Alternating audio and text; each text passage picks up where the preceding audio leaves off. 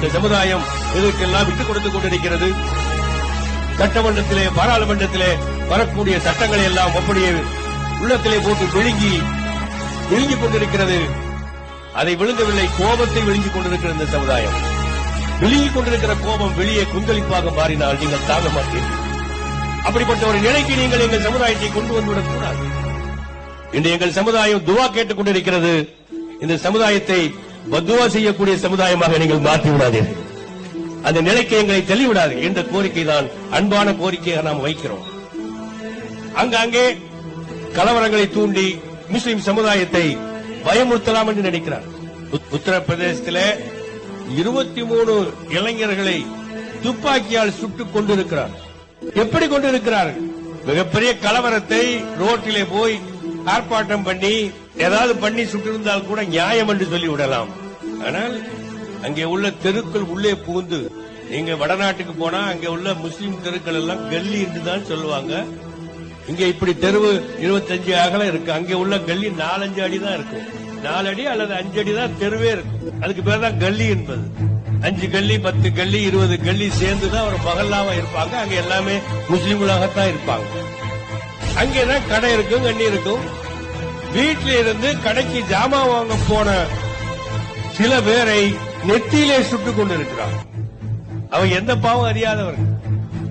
அப்படி கல்லிக்குள்ளே நுழைஞ்சு இவர்களை சுட்டுக் கொண்டதனுடைய காரணம் என்ன என்று சொன்னா, இப்படி சுட்டு அவர்களை பயமுறுத்தினால்தான் இந்த முஸ்லிம் சமுதாயத்தை அடக்க முடியும் என்ற அடிப்படையில் அந்த சுட்டு அந்த காரியத்தை செய்திருக்கிறார். இது 23 பேர் உத்தரப்பிரதேசத்திலே நடந்திருக்கிறது. 5 பேர் அஸ்ஸாமிலே கொல்லப்பட்டிருக்கிறாங்க. 2 பேர் பெங்களூரிலே கொல்லப்பட்டிருக்கிறாங்க. இவங்களுக்கெல்லாம் இந்திய முஸ்லிம் சார்பாக குடும்பத்துக்கு 5 லட்சம் ரூபாயை நாங்கள் கொண்டு வந்து கொடுத்துக் கொண்டிருக்கிறோம். நாளை கழிச்சு நான் அங்கே போகிறேன், மீதி இடங்களுக்கு கொண்டு போய் கொடுப்பதற்காக. நம்ம சமுதாய மக்கள் கொடுத்த அந்த பணத்தை அங்கு கொண்டு போய் கொடுத்துக் கொண்டிருக்கிறோம். அவர்களுக்கு அரசாங்கம் எதையும் செய்யவில்லை. அந்த குடும்பங்கள் சாதாரணமாக ஏழை எளிய குடும்பங்கள், அன்றாடங்காட்சிகள் யாருமே செய்யவில்லை. அதைத் தொடர்ந்து டெல்லியில மிகப்பெரிய கலவரம். அவங்க சொன்னது மாதிரி இதுவரை 50-60 பேர் மாண்டிருக்கிறாங்க. 10 பேர் அடையாளம் தெரியவில்லை என்று டெல்லியில் உள்ள பத்திரிகை எல்லாம் படத்தை போட்டு வெளியிட்டுக் கொண்டிருக்கிறார்கள். 422 பேர் இன்னும் ஆஸ்பத்திரியில் அவதிப்பட்டுக் கொண்டிருக்கிறார்கள். 305 கடைகள் நாசமாக்கப்பட்டிருக்கிறது. 157 வீடுகள் தரைமட்டமாக்கப்பட்டிருக்கிறது. 12 பள்ளிவாசல்கள் இடித்து நொறுக்கப்பட்டிருக்கிறது. அதிலே முஸ்லிம்களுக்கு அடைக்கலம் கொடுத்த ஒரே காரணத்திற்காக ஒரு கோயிலும் சேதப்படுத்தப்பட்டிருக்கிறது. 3 பள்ளிக்கூடங்களை நாசப்படுத்தி இருக்கிறார்கள். அங்கே எல்லாம் நாங்கள் போய் பார்த்து வேதனையை அணிவித்துக் கொண்டு அவர்களுக்கான உதவிகளை நாம் செய்து கொண்டிருக்கிறோம். நீங்கள் எல்லா வகையிலும் எந்த சூழ்நிலையிலும் வன்முறை, தீவிரமான போக்கு, யாரையும் தாக்கி பேசுகிறது நம்ம சமுதாயத்துக்கு உடன்பாடான விஷயம் அல்ல. இதை எதிர்ப்பது சட்ட ரீதியானது, ஜனநாயக ரீதியானது, அரசியல் சட்ட அமைப்புக்கு உட்பட்டது.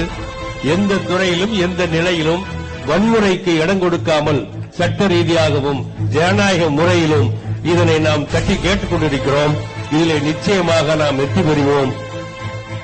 இந்த நாட்டிலே உள்ள இஸ்லாமிய சமுதாயம் இந்த தேசத்தை பாதுகாத்திருக்கிற வரலாற்றை புரட்டி பார்த்துக் கொண்டே இருக்கிறார்கள்.